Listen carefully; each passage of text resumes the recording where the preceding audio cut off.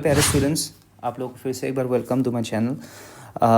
यहाँ पर एक और हमारे पास एक शॉर्ट टाइप क्वेश्चन है, मतलब वेरी शॉर्ट ही है, मतलब एमसीक्यू बोल सकते हो उसको। तो इसमें हमको फिर से एक मतलब consistency and inconsistency of pair of linear equation के हिसाब से एक क्वेश्चन दिया हुआ है। यहाँ पर क्या दिया है कि फॉर व्हाट वैल्यू ऑफ के का कौन सा वैल्यू के लिए the pair of linear equations ये 3x plus Y is equal to 3, 6x plus K Y is equal to 8 does not have a solution. मतलब एक पेयर ऑफ लीनियर इक्वेशन दिया है, उसमें कुछ सोल्यूशन नहीं है। क्या कब अगर सोल्यूशन नहीं है तो फिर के का वैल्यू क्या आएगा? ठीक है, समझ में आया? के का वैल्यू ऐसा क्या लिखूं ताकि उसमें सोल्यूशन ही ना आए, ऐसा भी बोल सकते हो। ठीक है, तो फिर हम लोग यहाँ पर लिखेंगे क्या?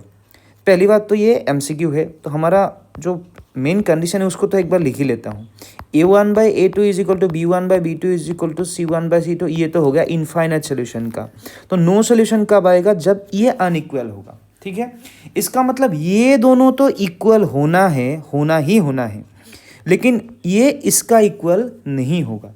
ऑब्वियस सी बात है, ये और ये दोनों इक्वल है, मतलब क्या है? सेम नंबर ही है, लेकिन वो नंबर इसका इक्वल नहीं होना चाहिए। कैसे करेंगे? लॉजिक क्या है देखो, a1/a2 मतलब 3 डिवाइडेड बाई 6, ठीक है, इक्वल टू कितना आएगा? 1 डिवाइडेड बाई के।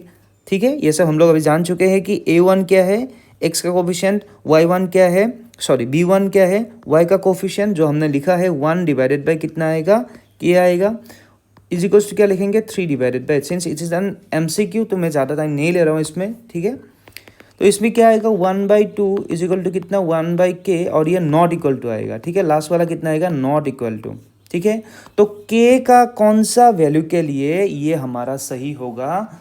मतलब जो हमने कंडीशन लिखा है, मतलब कंडीशन को अच्छे से समझो। ये दोनों तो इक्वल होना ही है। ये दोनों कब इक्वल होगा? जब k इज इक्वल टू कितना आएगा? 2 आएगा। सही बात है, क्योंकि अगर k अगर 2 नहीं आया तो क्या आएगा? मान लो 3 है, इसका मतलब क्या आ जाएगा? 1/2 इज इक्वल टू 1/3। अरे बाबा, ये दोनों तो अलग है। हमको मिला था कि a1/a2 is not equal to b1/b2। अरे ये तो तुमको एक यूनिक सोल्यूशन दे देगा, है कि नहीं? तो अगर तुमको यूनिक सोल्यूशन देगा तो डजंट हैव ए सोल्यूशन, वो कैसे सही हो जाएगा?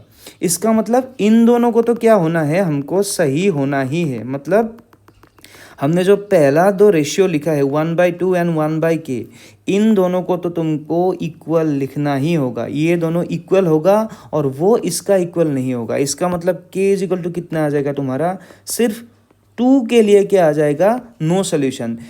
k 2 के अलावा अगर कुछ होगा, मान लो कुछ और लिख दिया, तब हमारे पास सोल्यूशन आ जाएगा, वो भी यूनिक सोल्यूशन आ जाएगा। ठीक है, तो आंसर कितना आएगा? k is equal to 2। इसका मतलब क्या है? 2 के लिए इस दोनों लीनियर इक्वेशन में कोई भी सोल्यूशन नहीं होगा। ठीक है, तो आई होप ये आप लोग को लॉजिक अच्छे से समझ में आ गया है।